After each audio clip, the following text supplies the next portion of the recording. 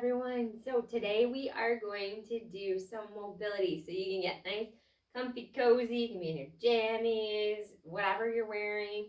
You may want a blanket or a pillow. I'm actually going to quick grab one.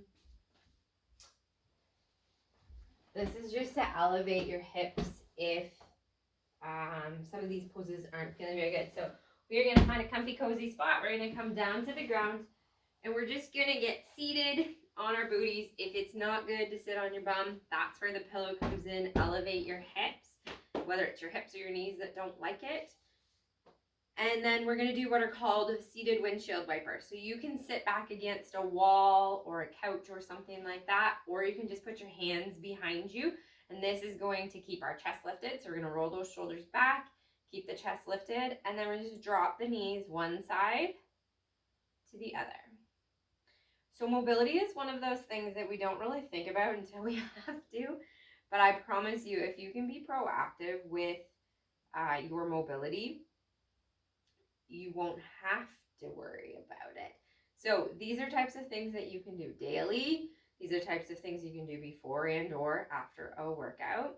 You'll find that after you've warmed up your body, you'll probably get a lot more range of motion. So sometimes that's a nice thing to do. So all we're doing is just keeping our hips forward, so we're not twisting our whole body. Our chest is lifted, shoulders are back, and we're just dropping the knees one side to the other. So we're going to go for a couple more seconds, and then we're going to get isolated onto each side. So these are just windshield wiper legs. I'm not really timing things. I'm kind of just going by how my body feels. So this is working on the internal and external rotation of the hip. Good. Okay, so if your hips are elevated, you can keep them elevated. If this feels bad, you can try elevating your hips. So you're going to take one leg out straight. The other heel is going to stay on the ground with your knee bent, your toes lifted. And you're going to really try to drop that knee in. Okay? Your hip's going to come up or your bum's going to come up a little bit.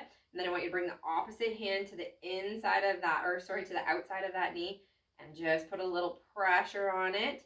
You're going to kind of feel that right up into the hip socket. You're going to feel it through the IT band as well as probably in through your glutes. And then what we're going to do here is a little bit of kind of active release is what it is. So you're going to push the knee into the hand. So you're going to push back out this direction without actually moving. So you're pushing that knee into the hand for 5, 4, 3, 2, 1. Let it go. You might have seen me, but hopefully you felt it in your body. Your knee just dropped even further. So we're going to do that two more times, sorry. So we're going to push that knee into the hand in 5, 4, 5, 4, 3, 2, 1. Let it go. Let that stretch just go. And again, one more time, pressing the outside of the knee into the hand for 5, 4, 3, 2, 1. Let it go. Oh, letting that release. We're going to hold here about another 10 seconds. And we're going to bring that back up. You may find that hand on the inside of the knee to bring it back up works better. Then we're going to just actually take it out to the other side, but we're going to switch hands. So your right hand or whatever hand was just up on the knee is coming behind you to keep that chest lifted. Or again, you're leaning against a wall. And then the same hand to your knee is going to come to the inside of the knee and you're going to press it away gently. Out, shrugging your shoulders up. We are working on the lower body today for mobility. We'll do some shoulder mobility at another point. And this one's again right in that hip socket, but you're also going to feel it kind of through your groin, through your adductors. You may be feeling it in your other leg. Remember what I said, if it's too much on any part of your body, elevate your hips onto a pillow or a rolled up blanket. It will help. Okay, we're going to do that 5-second push in again. So this time your hand's on the inside of the knee, so you're going to pull that knee back in towards the hand, but don't let it go. So for 5, 4, 3, 2, 1, let it go. And again, 5, 4, 3, 2, 1. Let it go. Hopefully you can hear that I'm breathing really deeply here. One more time. Press that knee into the hand. 4, 5, 4, 3, 2, 1. Oh yeah, let that all go. We'll just stay here a couple more seconds, maybe really pressing that hand into the knee to release that. Sometimes you'll get a really good release here that's kind of like a clunk or like a feels so good and is also a little bit startling when it happens, but I promise you it's beneficial.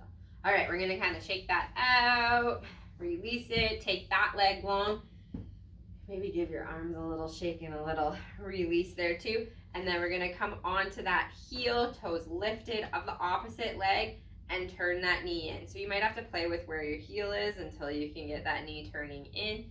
You may find one side is easier than the other. Don't worry about it. Everybody's different. I'm giving my hip a little massage here.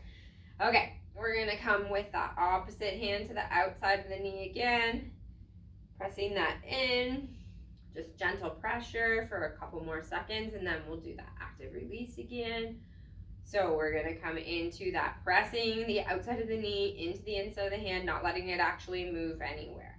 4, 5, 4, 3, 2, 1. Okay, so that stretch actually just started going into my knee. So what I'm gonna do to correct that is bring my heel just a wee little bit closer. Ha, there we go, back into my hip. So if your heel is too far from your hip, you're gonna find that it's more in your knee. You don't want this in your knee. You might feel a little bit of stretch in your knee, but you don't want it to be like pressure in your knee. Okay, let's try again.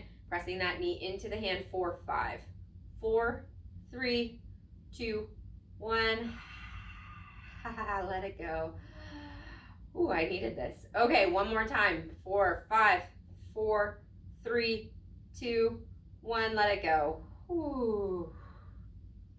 Hold a few more seconds here.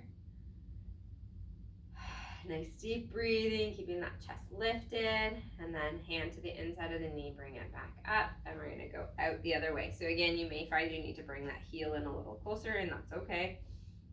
Switching hands, putting that gentle pressure on the inside of that knee now, just letting that release. And then let's add that pressure in. So pushing the inside of the knee into the hand. 4, 5, 4, 3, 2, 1. Let it go. And again, 4, 5, 4, 3, 2, 1. Let it go. One more time. 4, 5, 4, 3, 2, 1. Ooh, release. So we'll just hold here a few seconds.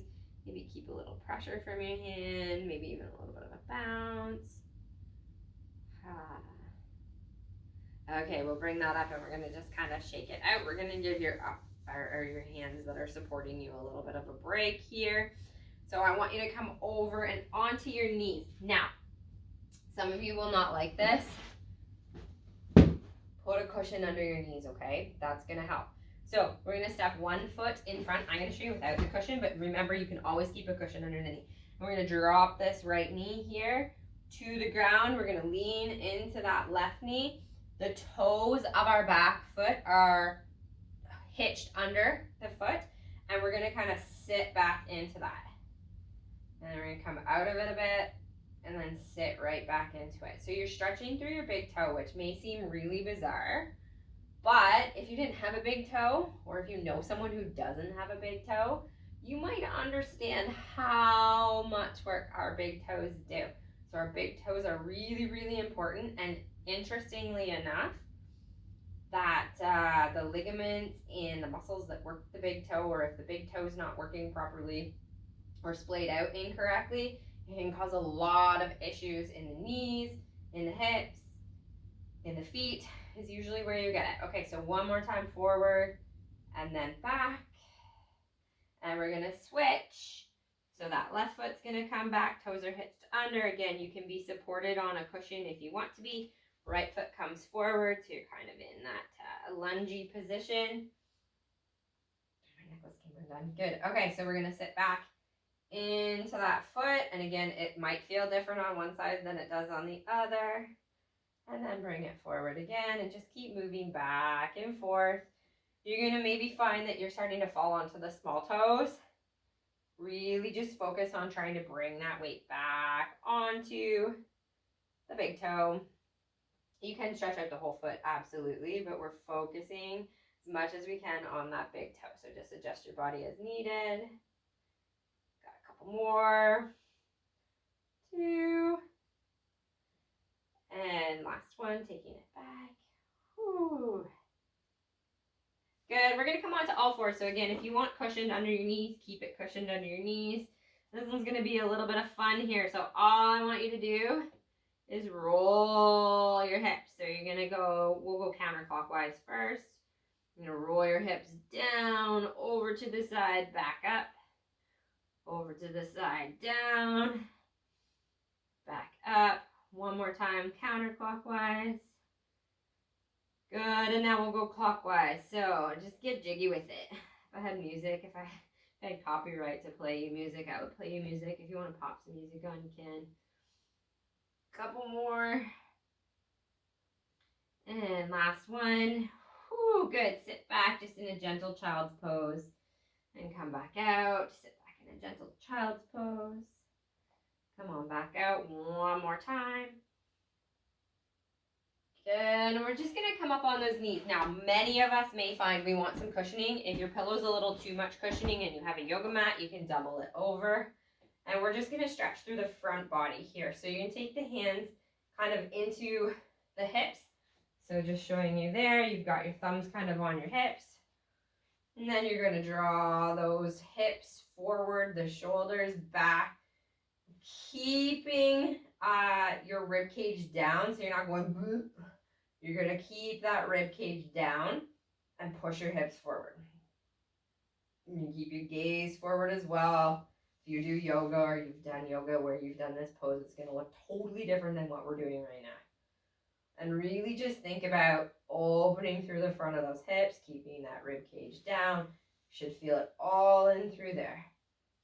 Right in through kind of this area. Right in here, the hip flexors. Nice and gentle. We're going to come back up. Maybe sit it back. And then one more time. Again, keep that rib cage down and press those hips forward. Keep your gaze forward. Woo, yeah. You may also find that if you hit your toes under your feet, you get it a little bit differently. So that's an option to kind of deepen it as well. Good. We're going to come forward and we're going to come into 90-90. So again, use your pillow under your butt if you don't like sitting on your bum. And we're going to come into 90-90. This is the last one we are doing today. We're going to do a couple different variations with it. But let's get set up with the 90-90 first. So let's go with our left leg.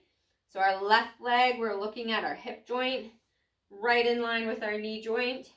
And then our knee joint is 90 degrees. So kick that foot out until your knee is at 90 degrees.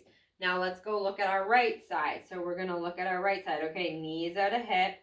Knee joint is at 90 degrees. Now let's go look at our hip joint. Your left thigh and your right thigh should have a 90 degree-ish angle there.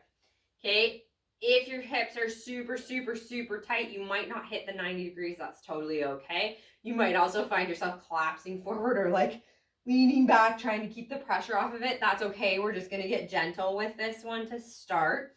So if you are in that situation, try elevating the hips or try elevating your support. Support yourself as you need it so that you're just feeling a gentle stretching here. If you're feeling a little bit more open, you're going to actually turn your chest towards your right knee and lean it forward. Otherwise, just kind of hang out and let it release. But if you want to try this, you can try this. And then we're going to bring it over. Here's the fun part. Use your hands behind you if you need to, or keep your hands out in front of you if you can. We're just going to rotate on our heels. Whoop, whoop, whoop, whoop, whoop, whoop, whoop. Sound effects. And come over to the other side. Okay? So if you needed to stay supported with your hands behind you, that's totally fine. Get yourself over to the other side and let's check our angles again. So now our left knee's at 90, left hip to right thigh's at 90, right knee's at 90. We're checking that. We may feel totally different on this side. So we may be leaned back way far. We may be hunched forward. We may be like supporting our weight, trying to keep it. We may get to this side and be like, what's she talking about? There's nothing here. If you want, or if you're able, you're going to lean that chest forward. And then bring it back up to center. Whoop, over to the other side. So again, support yourself with your hands behind you if you need to. Take your time. There's no speed limit required here. And again, lean it forward. Bring it back up to center. Boop, boop, boop. Over to the other side. So we're just going to keep changing sides. I find that I move forward on these every time, and I don't really know why. Maybe, I'm sure there's a reason, but I haven't figured it out yet. So sometimes I just have to scooch my bum back.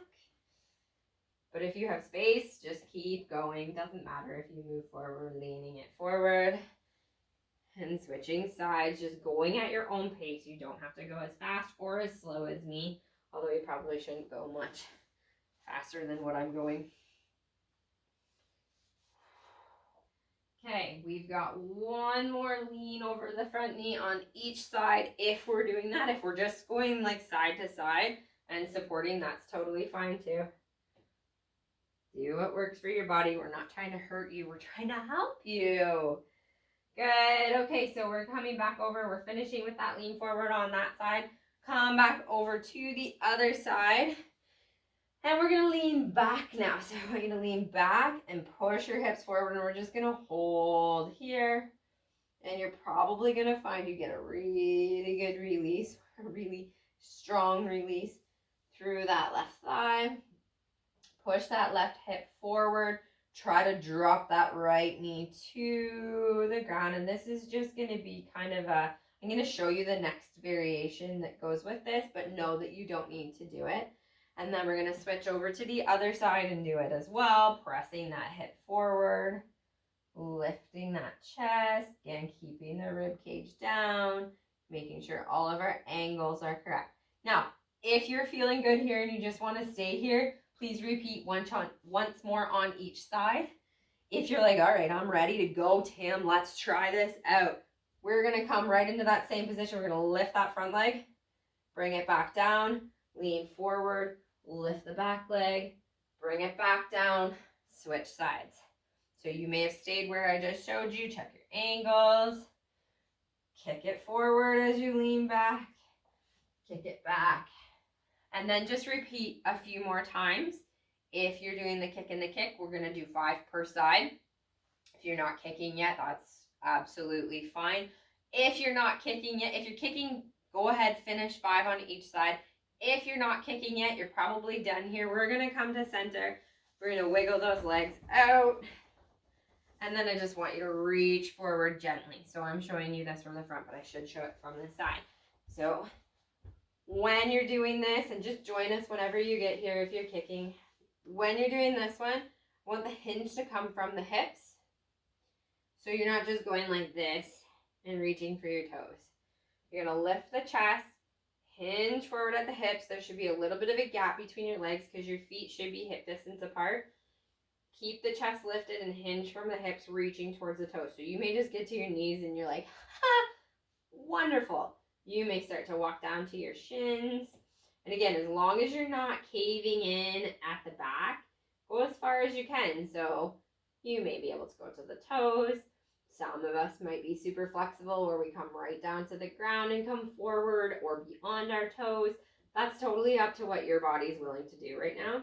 But the main thing is making sure the hip hinge comes at the hips. And 3, 2, 1. Woo-hoo. So that's a very general beginner kind of hip mobility, wiggle, shake. It's not a bad idea after doing a little hip mobility to get up and dance it out, shake it out. I encourage you to do that. Maybe put on your favorite song right now, shake it out, dance it out. But that is all for me because I can't play music for you and dance without infringing on copyrights, and I do not want to do that. So go ahead, dance it out. Have a wonderful remainder of your day, and thank you for joining me for hip mobility.